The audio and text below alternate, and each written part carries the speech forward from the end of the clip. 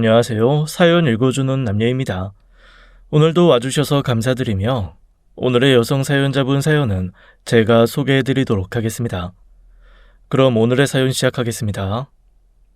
주변 어르신들이 그런 말 많이 하지 않나요? 결혼할 사람하고는 종교가 맞아야 잘 산다고요. 제가 어렸을 땐 그것도 다 쓸데없는 소리라고 생각했어요. 서로 사랑하기만 하면 된다고 믿었기 때문이죠. 그런데 그건 정말 잘못된 생각이더라고요. 왜 나와 맞지 않는 사람과 결혼했는지 당시엔 제가 남편을 정말 사랑했었나 봅니다. 지금은 결혼을 너무너무 후회하고 있지만요. 종교가 맞지 않는 남자와 살면 어떤 일이 일어나는지요.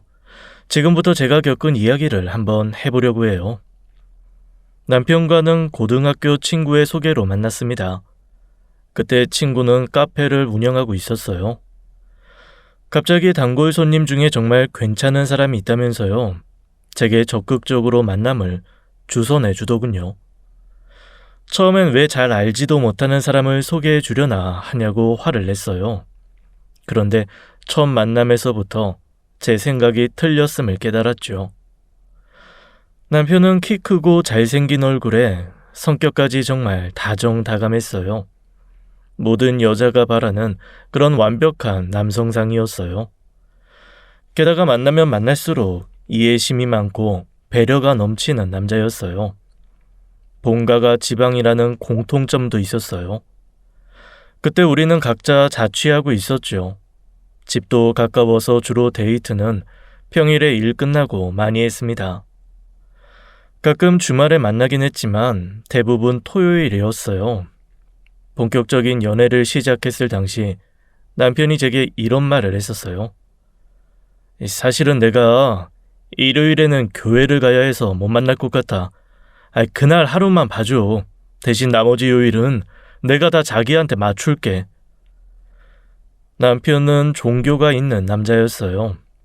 그런데 전 크게 개의치 않았습니다. 다음 날을 위해서라도 일요일은 저도 쉬는 게 더 좋았거든요. 남편이 기독교를 믿는다고 해서 제가 피해보는 것도 없었고요.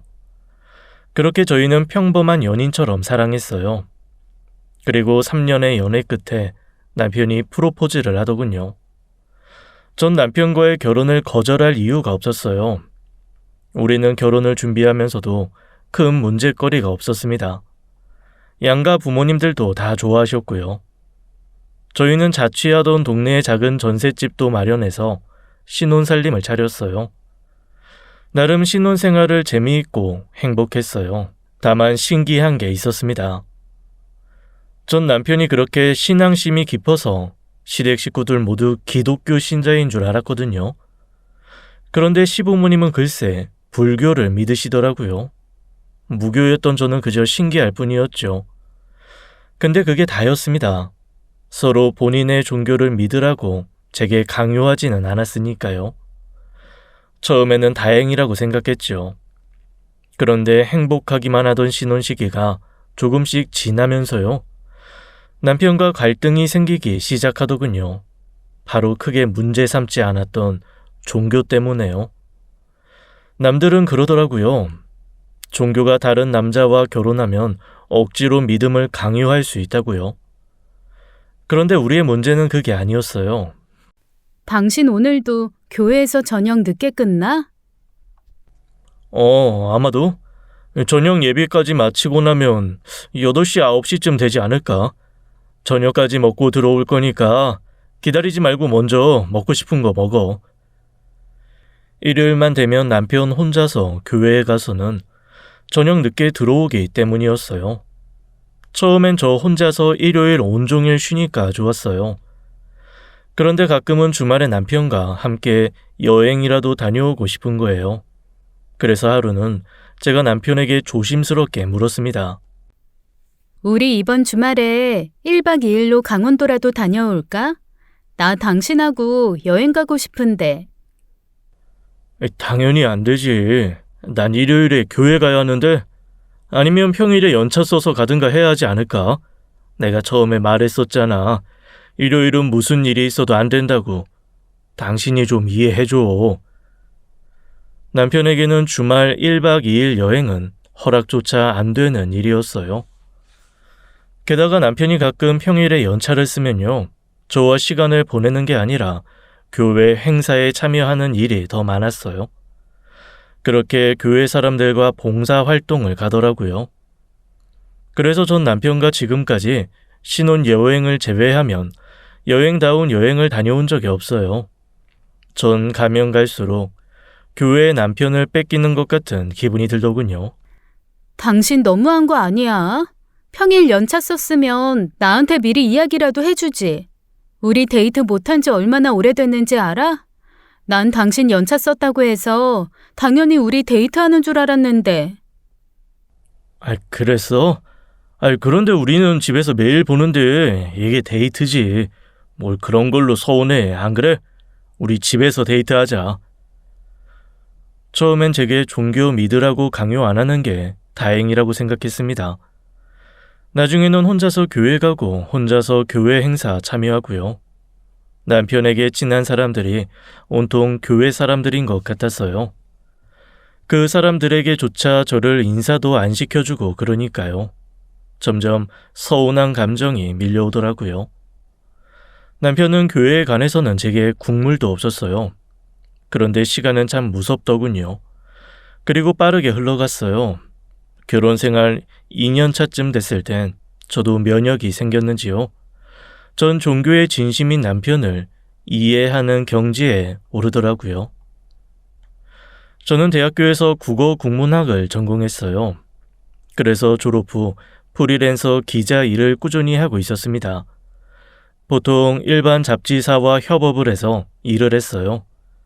그리고 재택근무하는 경우가 많았어요. 남편은 대학에서 요리를 전공했습니다. 제가 남편을 처음 만났을 당시에는 호텔 주방에서 요리하고 있었는데요. 한식이 주특기였는데 양식이면 양식, 중식이면 중식, 못하는 요리가 없을 정도로 실력이 뛰어나고 손맛도 아주 좋은 편이었죠. 그런데 남편에게는 오랫동안 간직해온 꿈이 하나 있었어요. 바로 본인의 식당을 하나 차리는 거였어요. 결혼 후 남편이 제게 이야기하더라고요. 나 사실 고백할 거 있어. 평생 꿈이 내 가게 내는 거거든. 당신이라면 나 응원해 줄 것 같아서 말하는 건데 호텔 요리 그만하고 식당 내면 어때? 그렇게 남편은 10년간 일했던 호텔을 그만두었어요. 처음엔 시부모님의 반대가 무척 심했죠. 안정적인 직장을 그만두고 자영업을 선택한다는 게 사실 좀 무모하잖아요. 그런데 남편은 요리에 있어서는 아주 자신만만했습니다. 내 요리가 얼마나 맛있는지 당신은 알지? 나 잘할 자신 있다니까. 당신만은 나 믿어줬으면 좋겠어. 나 정말 성공할 수 있어. 모든 사람들이 다 좋아할 만한 식당 만들 거야. 저도 그런 남편을 믿고 싶었고요. 그렇게 남편은 평생 꿈을 실현했습니다. 식당 메뉴는 단 하나였어요. 남편의 전문 음식인 곰탕이었어요. 제가 먹어봐도 남편의 곰탕은 정말 맛있었습니다. 남들도 그 맛을 알아주더군요. 식당은 금세 소문이 나서 손님들이 줄을 서서 먹을 정도였어요. 특히 시내에 자리 잡고 있어서 주말 장사가 아주 잘 됐습니다. 그런데 남편은 칼같이 일요일에는 식당 문을 닫더군요. 이쯤 되면 다들 아시겠죠? 남편이 왜 그런지요? 일요일에는 남편이 교회에 가야 했으니까요. 저는 식당 장사가 잘 되니 처음엔 조금 아쉽더라고요. 그런데 제가 뭘 어찌할 수 있었겠어요. 남편의 신앙심이 그렇게 깊은 것을요. 일요일 하루 문을 닫는 식당이었지만 돈은 아주 잘 벌렸어요. 그만큼 평일 장사도 만만치 않게 잘 됐거든요. 이대로만 하면 곧 큰 집으로 이사도 갈 수 있겠구나. 전 잔뜩 기대에 부풀어 있었죠. 하지만 하늘은 저희를 도와주지 않더라고요. 가게를 차린 지 한 1년쯤 됐을 거예요.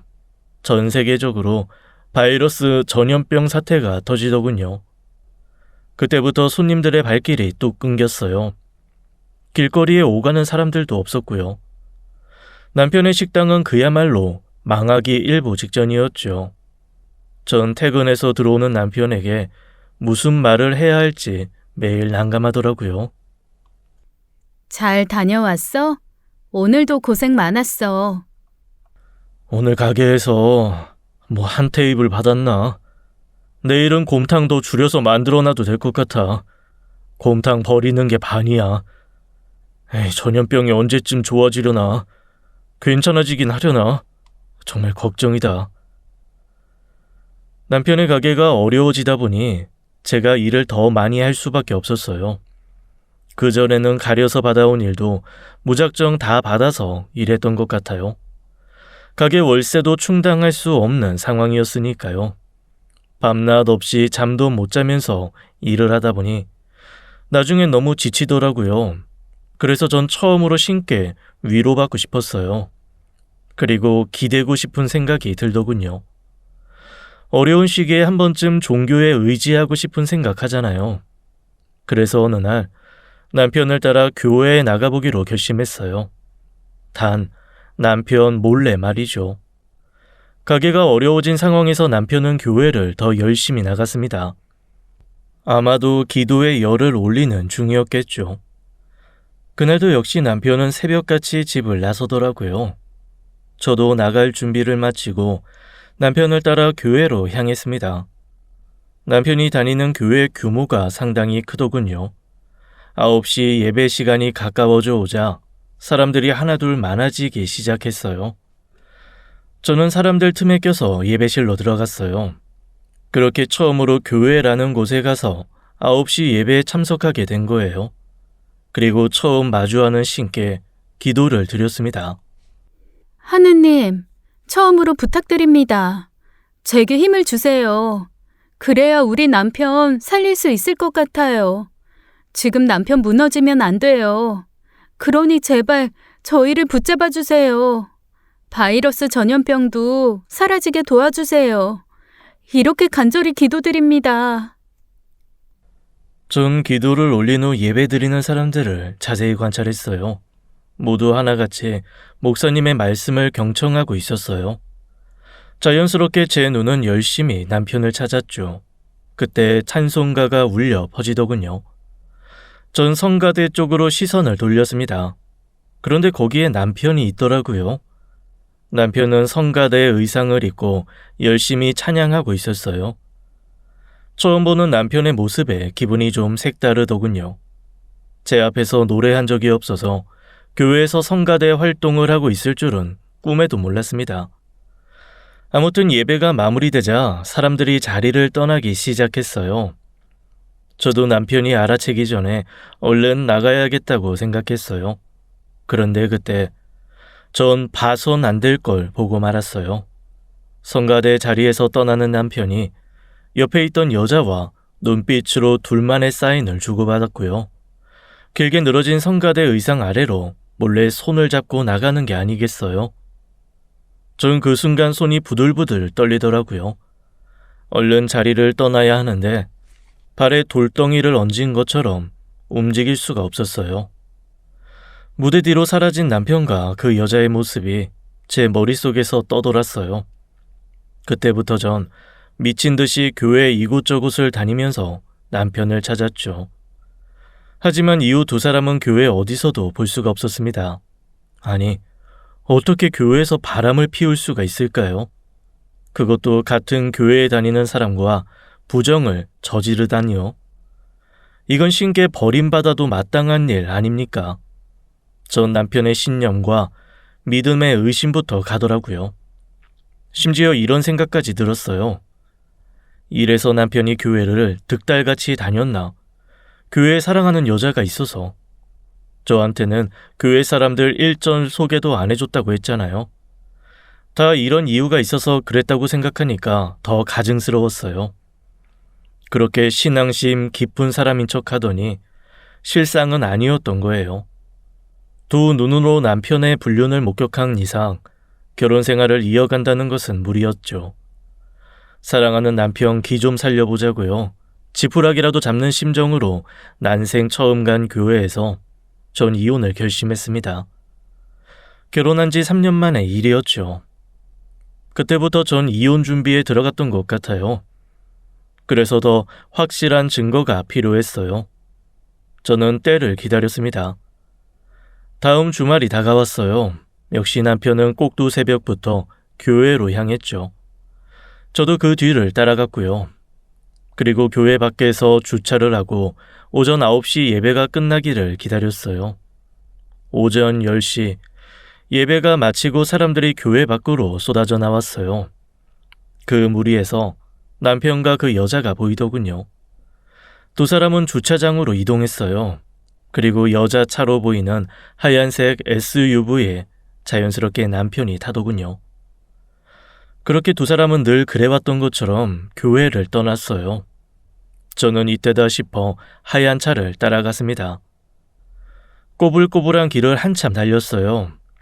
1시간 정도 따라가니 한 카페로 들어가더군요. 카페 앞으로는 강이 흐르고 있었어요. 두 사람은 강이 훤히 보이는 자리에 앉아서 바깥 풍경을 구경하더라고요. 세상 행복하고 편한 표정이었습니다. 그러더니 남편이 여자 옆자리로 옮겨서 어깨를 내어주더군요. 여자는 자연스럽게 남편의 어깨에 머리를 기댔어요. 그리고 보는 눈이 있건 없건 애정 표현을 진하게 하더라고요. 그 모습에 그제야 전 실감이 났어요. 남편이 바람난 사실이요. 전 정신을 차리고 그 장면을 사진으로 담았습니다. 이걸 보면 남편이 뭐라고 하면서 나올지 기대가 되더군요. 심장이 이렇게 빨리 뛰어도 되나 싶을 정도로 쿵쾅거렸어요. 곧 가슴이 옥죄어 왔죠. 저는 당장 그 카페를 벗어났습니다. 차에 타려는 순간 구역질까지 나더라고요. 그렇게 믿었던 남편에게 배신을 당하면 이런 심정이구나. 그때 뼈저리게 느꼈던 것 같습니다. 전 집으로 돌아온 후에도 진정이 좀처럼 안 되더군요. 그 후 허벅지를 꼬집으면서까지 정신을 차리려고 했었어요. 가까스로 제정신으로 돌아왔을 땐 남편이 집으로 돌아왔죠. 시계를 보니 저녁 9시가 다 된 시간이었어요. 전 일단 남편의 외도 사실을 모른 척했습니다. 오늘도 많이 늦었네. 요새 기도드릴 내용이 많잖아. 저녁 예배까지 다 드리고 왔어. 오늘도 하나님이 들어주셨겠지. 남편은 입술에 침도 안 바르고 제게 뻔뻔하게 거짓말을 하더군요. 하나님이 계신다면 당신에게 천벌을 내려주시겠지. 저는 속으로 끓어오르는 화를 잠재우느라 다시 한번 애를 먹었습니다. 이후 남편과 함께하는 시간이 무척 견디기 힘들었어요.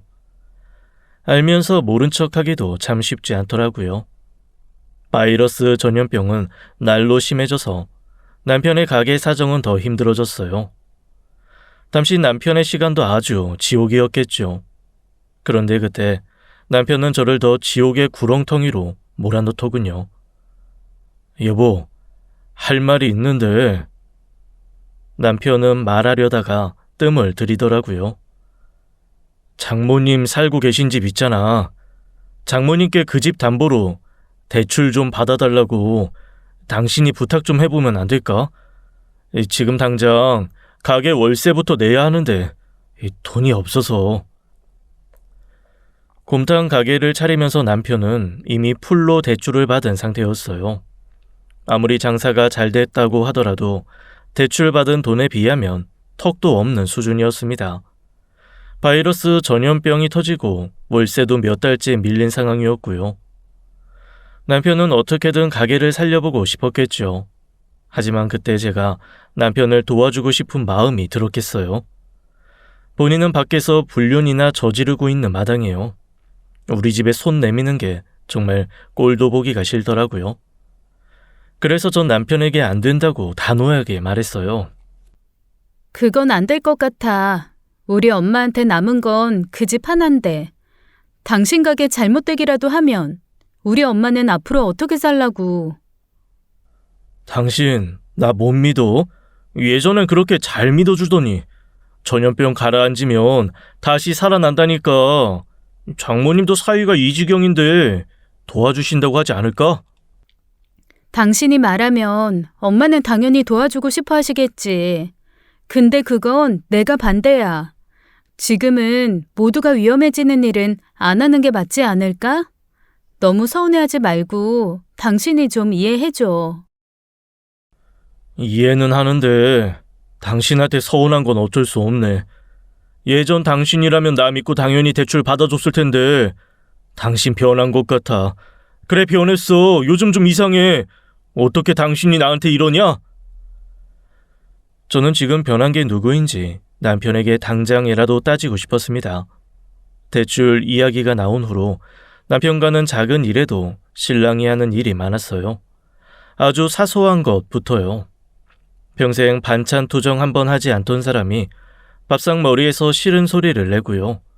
가게 장사가 안 되는 걸 제 탓으로 돌리기까지 하더군요. 대출만 됐으면 우리 가게 진즉에 살아나고도 남았지. 옆 가게는 이제 좀 풀리는 것 같던데 건물주가 월세 이제 더는 못 봐준대. 당신 어쩔 거야? 저는 남편에게 마음이 떠나서 그런지 이런 말을 할 때마다 안쓰러운 마음보다는 황당하고 기가 차더라고요. 그러면서 계속 제게 친정엄마에게 대출을 받도록 설득했는데요. 저는 더는 참을 수 없겠더군요. 남편의 불륜을 언제까지 모른 척하고 있을 수도 없었고요. 너무 화가 나서 이젠 끝이라고 생각하고 남편에게 다 밝힐 생각이었습니다. 그런데 그때 휴대전화가 울렸어요. 수화기 건너편에서 전에 들은 이야기는 충격적이었습니다. 언젠가 친정엄마가 몸이 안 좋다는 거예요. 속이 계속 메스껍고 뭘 먹기만 하면 배가 아파서 밤에 잠도 못 자겠다면서요. 그러면서 제게 병원 좀 같이 가줄 수 있냐고 하셨죠. 그렇게 친정엄마를 따라 함께 병원에 간 적이 있었어요. 위 내시경을 하고 나서 의사가 친정엄마에게 그러더군요. 지금 소견서 써줄 테니 큰 병원으로 가서 정밀검사 받아보는 게 좋을 것 같아요. 종양이 여러 개가 보이는데 조직검사 한번 해보세요. 저는 바로 대학병원에 예약을 잡았어요. 대기자가 많아서 빨라야 한 달 후 진료를 볼 수 있더군요. 그때 기다리던 시간이 정말 하루가 1년 같았습니다. 얼마 후 진료일이 다가왔고 친정엄마를 모시고 병원에 가서 검사를 받고 왔죠. 그리고 화가 나서 남편에게 모든 걸 밝히려던 순간 친정엄마 검사 결과가 나왔다고 전화가 온 거예요. 여러 개 보이던 종양을 조직 검사한 결과 악성이라더군요. 의사는 엄마가 위암 4기라고 했어요. 암이 다른 기관에 전이된 상태예요. 간이나 폐에도 이미 전이가 됐고요. 너무 늦게 발견하셨네요. 그리고 의사는 엄마가 살 날이 얼마 남지 않았다는 말도 빼놓지 않았어요. 저는 믿을 수가 없었습니다. 아니, 전 믿고 싶지 않았던 것 같아요. 왜 안 좋은 일들은 이렇게 한꺼번에 몰아치는 것일까요? 저희 아버지는 제가 고등학생 때 돌아가셨어요. 그래서 친정엄마가 혼자서 저를 키우시느라 고생을 많이 하셨죠. 없는 살림에 냉동식품 회사에 다니시면서 대학 공부까지 다 시켜주셨어요. 추운 환경에서 오랫동안 일을 하셨습니다. 그래서 그런지 안 아픈 곳이 없으셨어요. 나이 60이 넘으니 더는 일을 할 수 없어서 최근에야 일을 그만두셨습니다. 이제 좀 편히 쉬려고 하셨는데 벼랑간 위암이라뇨. 그것도 4기라뇨. 저는 아픈 친정엄마에게 이혼한다는 이야기를 차마 못하겠더군요. 그래서 전 잠시 이혼을 미뤄뒀습니다. 남편의 외도도 다시 모른 척 해야 했고요. 그리고 친정엄마의 위암 선고를 남편에게 알렸어요. 그 후로 남편은 대출에 대해서 더는 말을 꺼내지 않더라고요. 그런데 그때부터요. 남편이 하루가 멀다고 새벽마다 집을 나가는 게 아니겠어요. 이 패턴이 일주일 넘게 지속되다 보니 왠지 수상하더라고요. 혹시 새벽에도 그 여자를 만나는 건가 의심부터 들더라고요. 그래서 하루는 남편 몰래 뒤를 따라가 봤어요. 남편의 목적지는 역시나 교회였습니다. 혼자서 새벽 기도를 하고 있었어요. 하나님 아버지, 기적이 있다면 장모님께 내려주십시오. 장모님 지금껏 많이 고생하면서 사셨어요. 이제 좀 편히 쉬려고 하시는데 위암이라니요. 주님의 자녀라고 생각하시고 부디 이 아픔 잘 견딜 수 있도록 힘을 주세요. 남편은 눈물까지 흘리면서 간절히 기도하고 있었어요. 친정 엄마에게 기적을 내려달라고요. 이뿐만이 아니었어요. 기도한다고 새벽에 나가는 사람이 밤 늦게까지 서재에서 뭘 하는지 나오질 않더군요. 저는 남편이 잠깐 화장실 간 사이 서재에 몰래 들어가 봤죠. 책상 위에는 암에 관련된 두꺼운 책들이 쌓여 있었어요. 밤에 이 책들을 읽는 것 같더라고요. 그리고 노트북 화면에는 이런 것들이 띄어져 있었습니다. 위암에 좋은 음식? 양배추, 감자, 우유, 연근. 이 사람 대체 뭐 하는 거야? 일요일에 하루 종일 나가 있던 남편은 오전 예배만 마치면 곧장 집으로 왔어요. 어떤 일요일에는 예배 끝나고 약초 시장에 갔다 왔는지요. 양손에 재료를 한가득 들고 집에 들어오더군요. 지금 어딜 다녀오는 거야? 대체 손에 든 건 다 뭐고? 이게 위암에 좋은 재료라고 해서 한번 사왔어.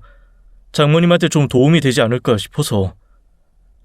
새벽마다 교회 가서 기도를 드리고 밤늦게까지 위암 공부를 하더니 이젠 약초까지 구하러 다니는 남편을 전 어떻게 받아들여야 할지 모르겠더라고요.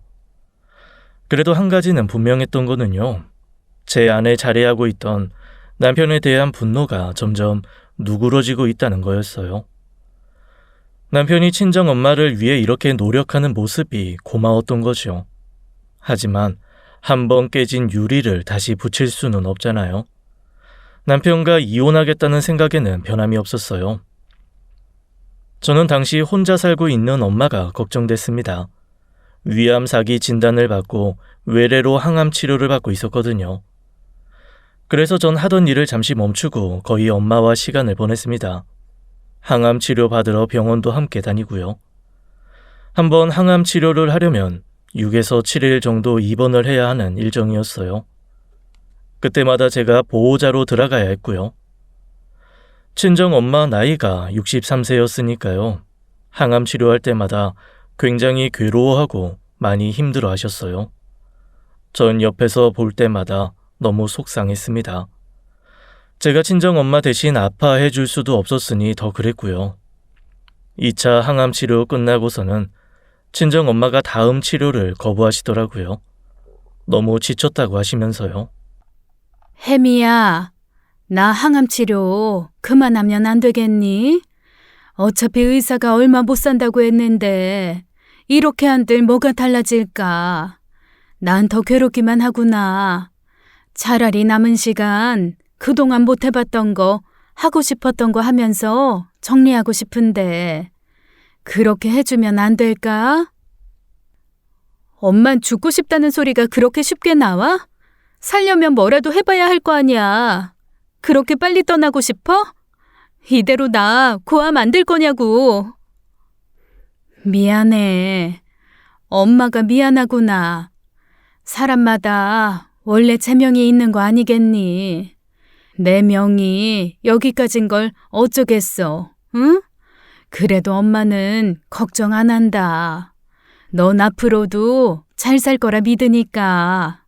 그리고 엄마가 없어도 너한테 이젠 가족이 있으니까. 친정 엄마에게 이혼 이야기 안 꺼낸 걸 천만 다행이라고 생각한 순간이었어요. 그때 엄마가 제 손을 꼭 잡으시더군요. 그리고 차오르는 눈물을 애써 참으시면서 말씀하셨습니다. 혜미야, 엄마 정말 항암 치료 안 하고 싶어. 마지막 부탁이야. 전 친정 엄마의 부탁을 거절할 수 없었어요. 엄마의 인생의 마지막을 제가 어떻게 이래라 저래라 할 수 있겠어요? 제가 더 설득한다고 해서 엄마도 들어주지 않았을 거예요. 그때 우리 모녀는 부둥켜 안고 얼마나 울었는지 모릅니다. 대신 저는 그 후로 엄마와 내내 함께 보냈어요. 엄마에게 얼마 안 남은 시간, 마지막까지 제가 지켜드리고 싶었거든요. 제 인생에서 엄마와 이렇게 붙어 있었던 적이 있었나 생각했어요. 엄마는 평생 일하느라 바쁘셨거든요. 게다가 교대 근무까지 하셔서 새벽이고 밤이고 나가서 일을 하셨고요. 제가 잘 때 출근하시고 퇴근하시면 제가 학교에 가거나 일을 했죠. 정말 생각해보니까 그런 적이 많았던 것 같네요. 그래서 이렇게까지 붙어서 엄마와 지내다 보니 생각이 참 많아지더라고요. 이때 엄마와 추억을 많이 만들어 놔야겠다고 생각한 것 같아요. 그래서 엄마와 많은 걸 했고요. 함께 바다 여행도 다녀오고 인생 네컷 사진도 찍어보고요. 엄마는 어느 때보다 행복해 하셨습니다. 항암 치료 받으러 다닐 때보다 표정도 훨씬 밝아지셨고요. 당시 제가 엄마 옆에 있으면서 꼭 지켰던 게 있어요. 바로 식이요법과 운동이었어요.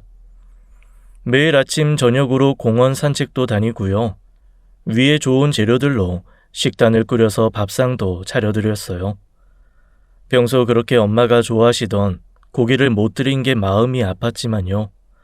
나름 엄마가 잘 드셔주셔서 뿌듯했죠. 그런데 사실 그때 남편의 도움이 크긴 했어요. 밥상에 맵기 양배추는 꼭 내놔야 해. 위에 그렇게 좋대. 아니다. 내가 가게 문 닫고 양배추 사서 가지고 갈게. 불륜 저지른 파렴치한 남편은 어디로 갔는지요. 저보다 엄마를 그렇게 더 신경 써주더라고요.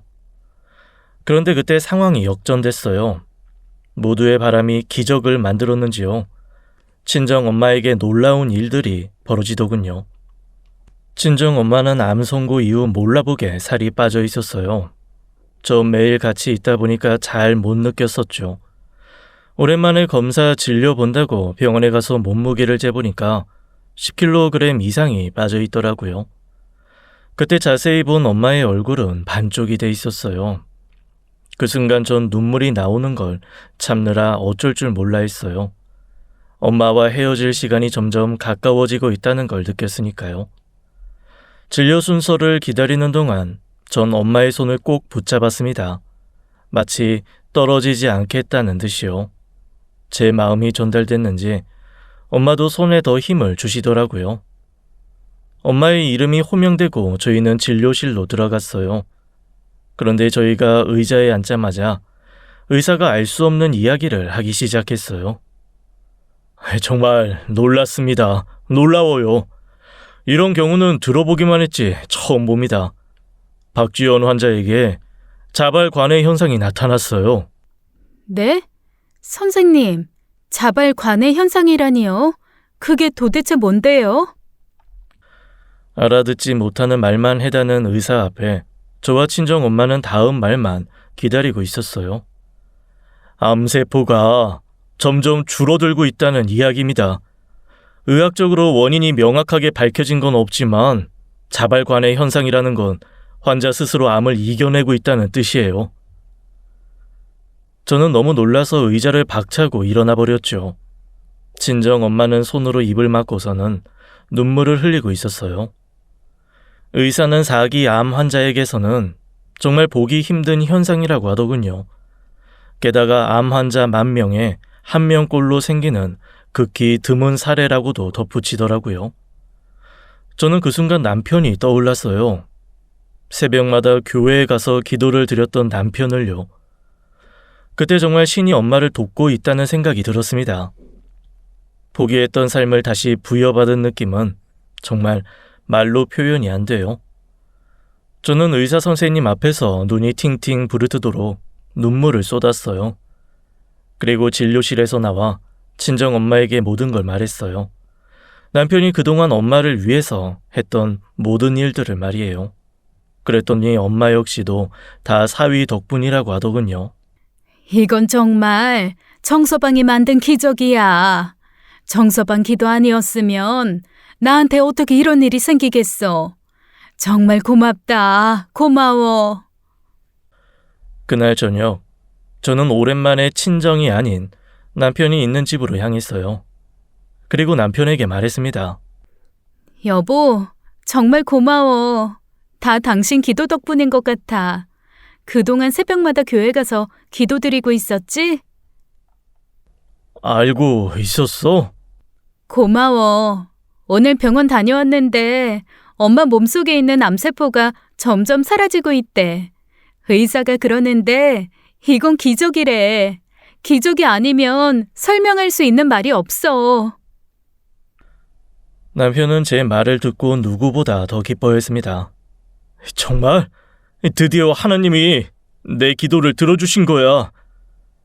그러면서 남편이 제게 한 가지 부탁을 하더군요. 더 열심히 기도를 드려야겠어. 내일부터 퇴근하면 바로 장모님 댁으로 가야겠어. 그래야 하나님이 정성을 보시고 기도를 더 잘 들어주실 거 아니야. 그래, 당신이 하고 싶은 대로 해도 좋아.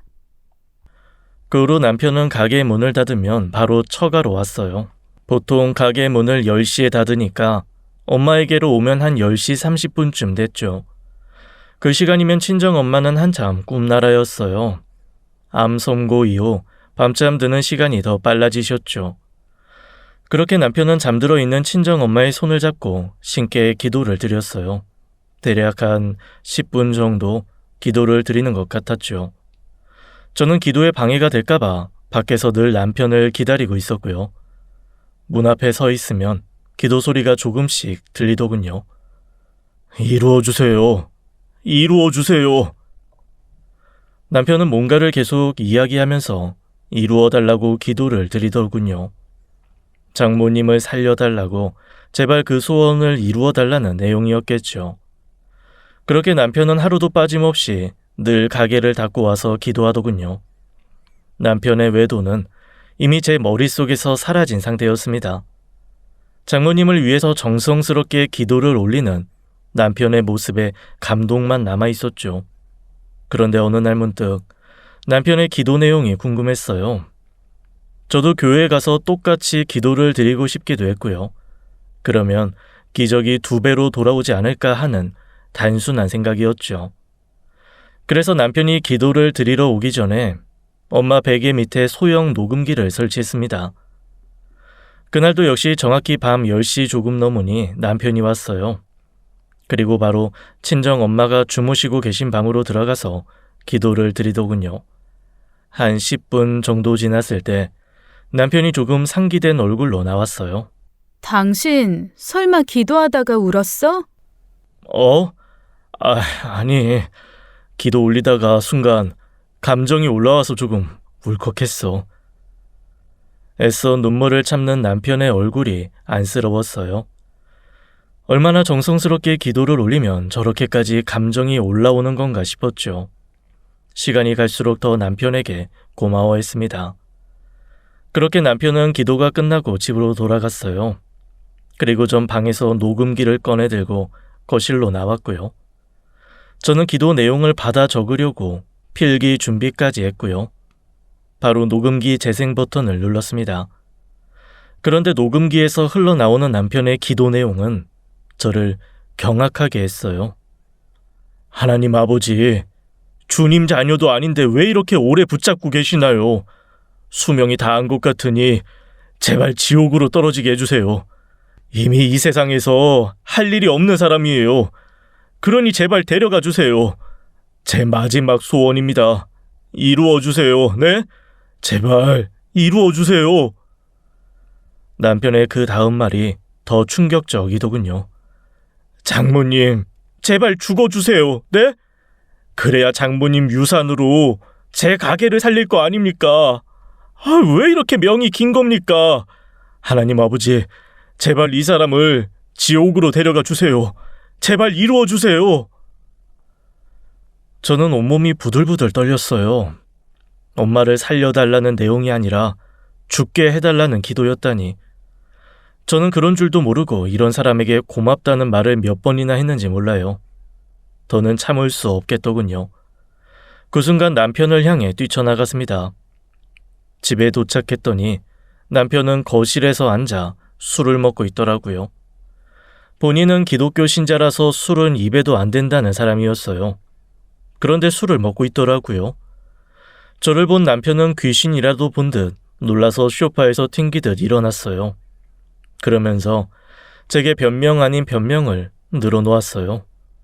당신이 웬일이야? 장모님은? 기독교 신자라서 술 못 먹는다며. 안 먹는다며. 그런 사람이 어떻게 술을 먹고 있어? 아니, 내가 먹은 술이 아니고, 그게 아니고, 그러니까 가게가 힘들어지니까 술이 생각나서. 본인도 무슨 말을 하는지 모를 정도로 횡설수설하더군요. 대체 이 사람에게서 진심이라는 게 있는 걸까요? 그때 잊고 있었던 남편의 불륜 사실이 떠올랐어요. 그것도 아주 선명한 기억으로 되살아나서 저를 괴롭혔습니다. 저는 주먹을 불끈 쥐고 변명만 늘어놓는 남편에게 다가갔어요. 그리고 있는 힘껏 팔을 뻗어서 남편의 뺨을 때렸고요. 허공을 가르는 소리가 거실에 울려 퍼졌습니다. 남편은 억울한 표정으로 뺨을 감싼 채 제게 말했습니다. 당신 이게 무슨 짓이야? 대체 나한테 왜 이래? 조금 전까지 나한테 고맙다던 사람이 왜 이러는 건데? 네가 한 짓을 정말 몰라서 나한테 묻는 거야? 내가 당신한테 무슨 짓을 했다고 다짜고짜 뺨을 때려? 이유는 알고 맞자, 저는 주머니에서 녹음기를 꺼내 남편 앞에 보여줬어요. 그리고 보란듯이 재생 버튼을 눌렀죠. 장모님, 제발 죽어주세요, 네? 그래야 장모님 유산으로 제 가게를 살릴 거 아닙니까? 왜 이렇게 명이 긴 겁니까? 하나님 아버지! 전 녹음 내용을 차마 끝까지 듣지도 못하겠더군요. 자기 기도 내용이 들리자 남편의 표정은 실시간으로 바뀌었어요. 처음엔 불쌍할 표정을 짓더니 점점 분노에 휩싸이는 겁니다. 그러면서 하는 말이요. 뭐야?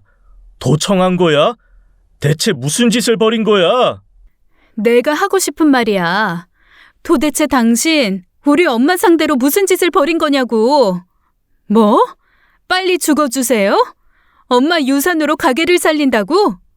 그럼 지금껏 새벽마다 나가서 기도드린 것도 이런 내용이었어? 그런 거야?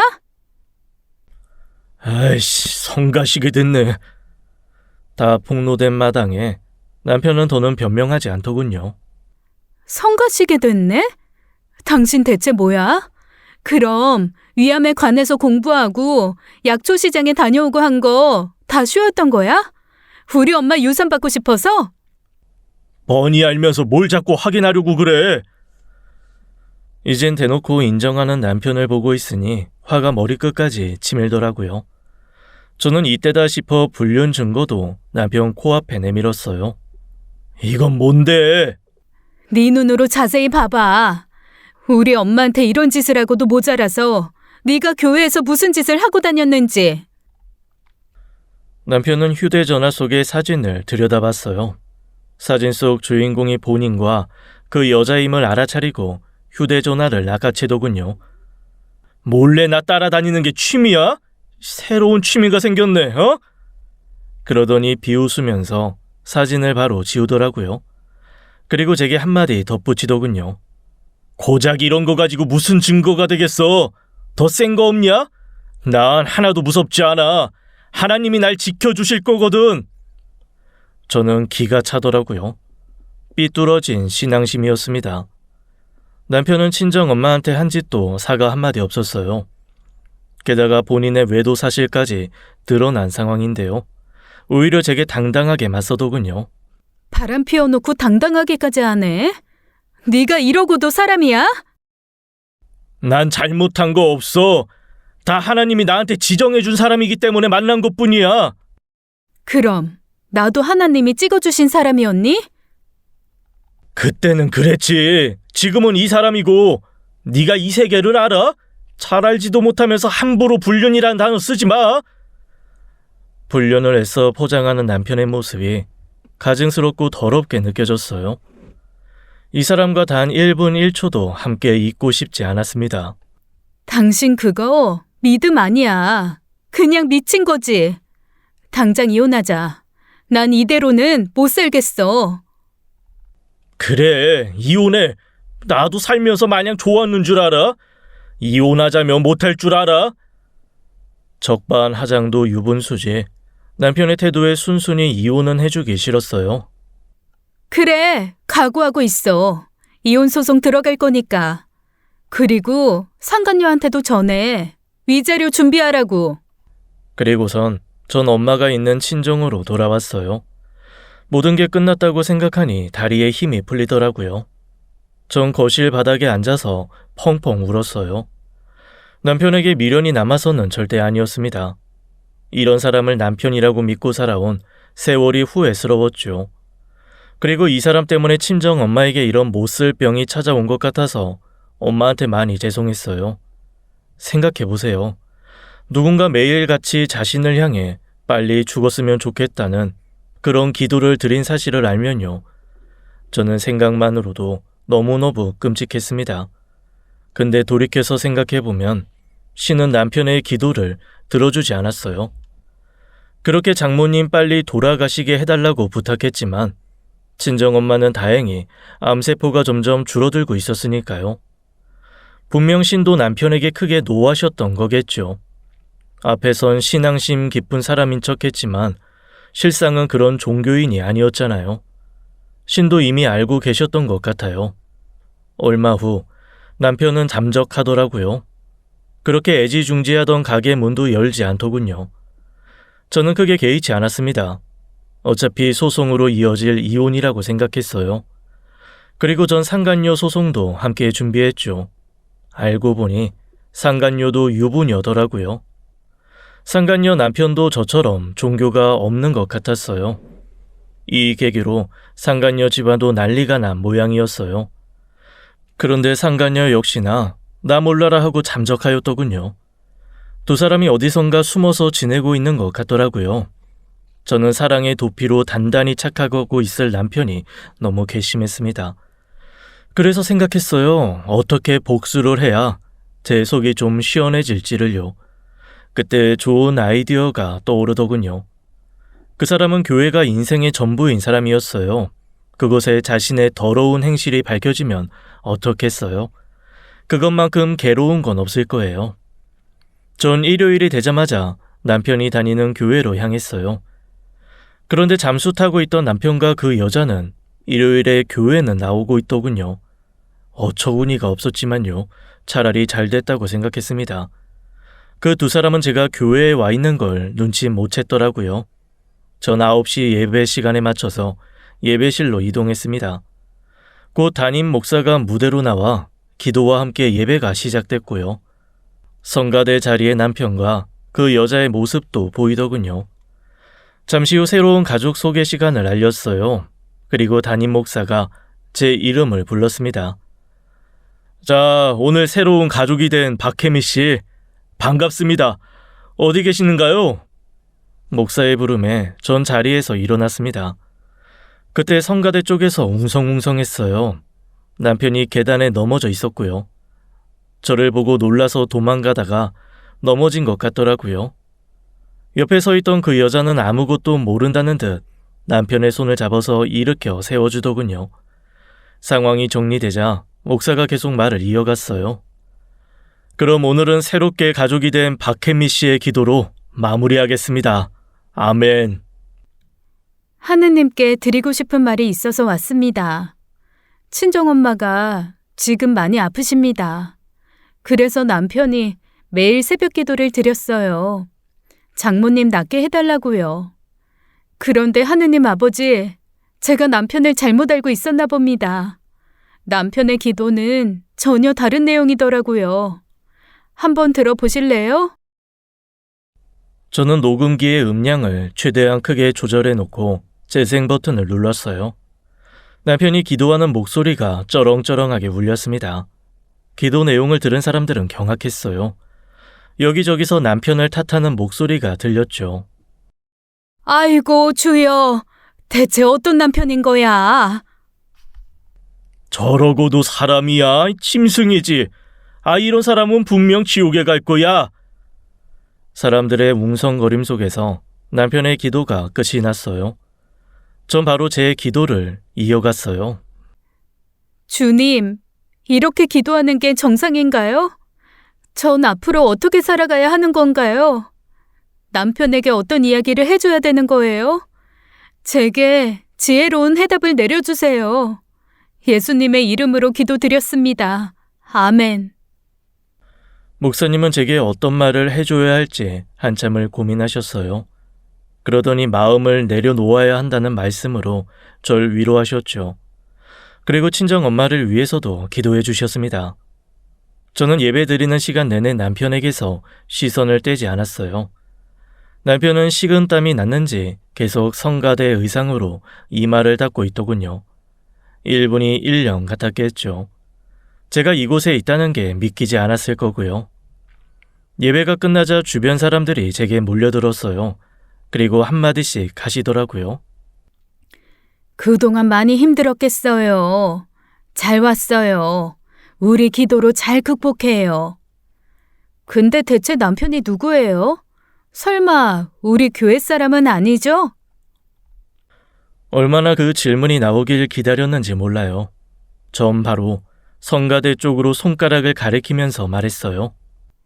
이 교회 사람 맞아요. 바로 저 사람이 제 남편이에요. 그 순간 예배 끝나고 나가던 사람들이 일제히 발길을 멈췄어요. 그리고 성가대 쪽을 바라보더군요. 오늘도 성가대에서 찬송가를 부르고 있더라고요. 심지어 그 옆에 있는 여자와는 불륜까지 저질렀어요. 제가 이혼 소송했더니 잠수 타고 연락 두절이었는데 여기서 찾았네요. 제 말이 끝나기가 무섭게 남편은 성가대 의상을 벗어던지고 무대 밖으로 뛰쳐나갔어요. 옆에 있던 여자도 두 손으로 얼굴을 가리고 남편을 뒤따라 가더군요. 제가 알기로는 남편은 학창 시절부터 이 교회를 다녔어요. 그러니 남편을 아는 사람들이 많았을 거예요. 여기저기서 쯧쯧 혀를 차는 소리가 들렸습니다. 지원이가 그럴 줄 몰랐다.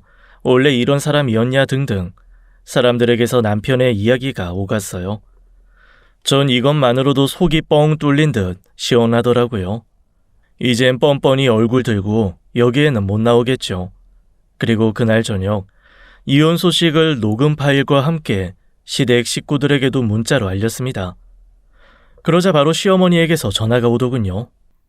네, 어머니. 아니, 이게 정말 사실이니? 남 별 소식 없어서 잘 지내나 싶었는데 이런 일이 있었던 거야? 응? 그래서 지환이는 어디 있는 거야?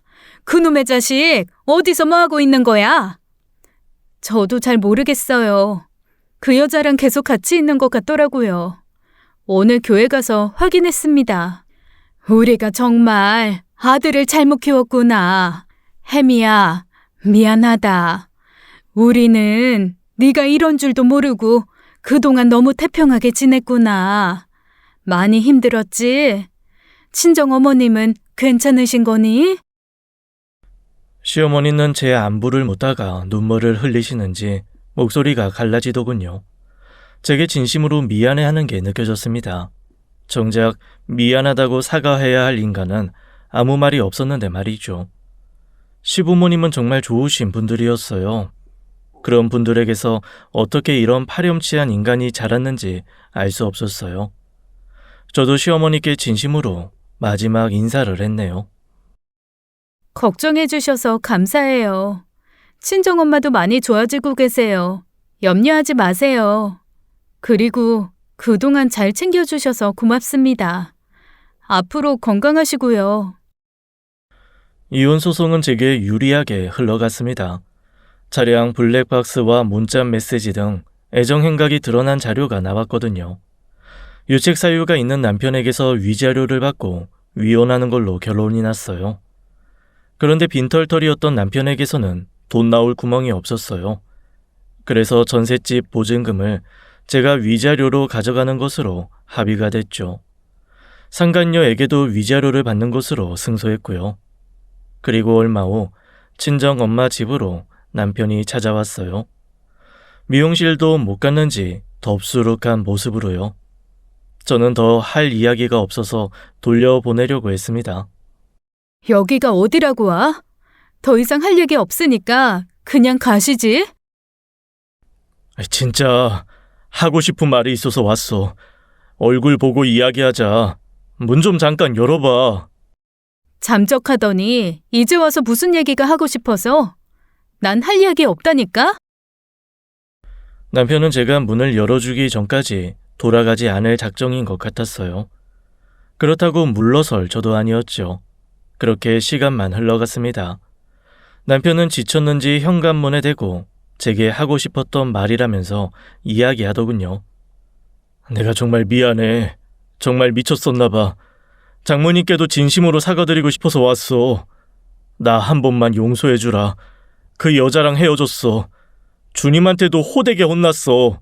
사람 잘못 봤다면서. 처음부터 너였대. 나 다시 돌아왔어. 한 번만 용서하고 다시 받아주면 안 될까? 정말 말도 안 되는 소리를 짓거리고 있더라고요. 더는 듣기 싫으니까 가져라. 제발. 안 가면 경찰에 신고하는 수가 있어.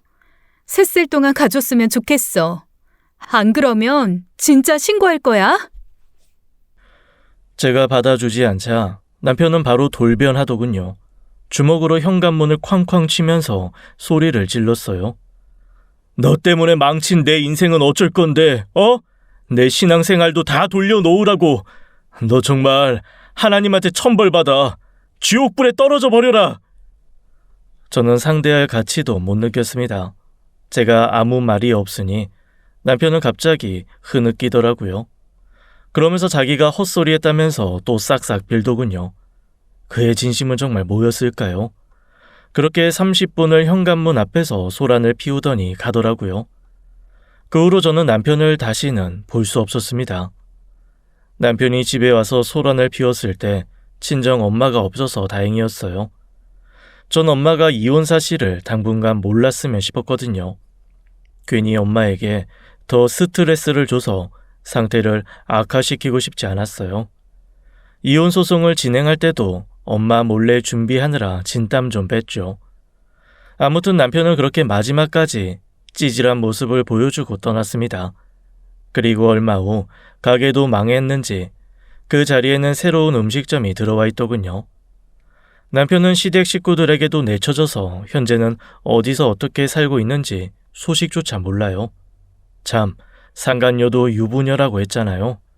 결국 상간녀도 이혼당하고 어디 지방으로 쫓겨났다고 하더라고요. 지금 둘이 같이 살고 있는지 아니면 헤어졌는지 모르겠지만요. 이제는 알 바도 아니고요. 제가 이 소식을 어디서 들었냐고요? 바로 남편이 다니던 교회에서 들었답니다. 제가 그 교회 신자가 됐거든요. 제 기도로 교회에서 발칵 난리가 난 적 있었잖아요. 당시 제 옆자리에 계셨던 분이 저를 전도하셨습니다. 남편 때문에 종교인에 대한 인식이 안 좋긴 했지만요. 많은 사람들이 종교에서 많은 위안과 평화를 찾잖아요. 슬픔이나 상실감에 빠져 있을 때 종교가 주는 메시지와 위안은 큰 도움이 되더군요. 그리고 가장 결정적이었던 건 친정엄마였습니다. 전 평생 모르고 살았는데요. 친정엄마가 기독교를 믿었다는 거예요. 결혼하기 전까지요. 그런데 엄마는 아빠가 교회 다니는 걸 싫어해서 어쩔 수 없이 발길을 끊었다고 해요. 아버지가 돌아가신 후로는 먹고 사는 게 바빠서 종교를 생각할 겨를이 없었고요. 지금은 친정엄마와 함께 열심히 교회에 다니고 있어요. 그리고 진심으로 신께 기도를 드리죠. 친정엄마와 오래오래 행복하게 살게 해주세요. 예수님 이름으로 기도드렸습니다. 아멘. 지금 친정엄마의 상태는 어떤지 궁금하시다고요? 엄마는 자발관해 현상은 지금도 현재 진행형이에요. 갈수록 암세포가 줄고 있긴 해요. 의사도 희망이 전혀 안 보이던 시절보다 많이 좋아졌다고 하고요. 그러면서 이 기적을 끝까지 보여달라고 하더군요. 의사 선생님 한마디 덕분에 삶에 대한 엄마의 의지가 대단해졌죠. 그래서 항암 치료도 다시 시작했습니다. 엄마는 아무리 힘들고 괴로워도 포기하겠다고 말하지 않았어요. 저도 그런 엄마 곁에서 든든하게 지켜드리고 있고요. 앞으로 갈 길이 멀겠지만 끝까지 해내보려고요. 신이 계신다면 분명히 저희의 목소리를 들어주시겠죠. 지금까지 사연 읽어주는 남녀였습니다. 끝까지 함께 해주신 여러분 감사드리며 저희는 다음 사연으로 돌아올게요. 감사합니다.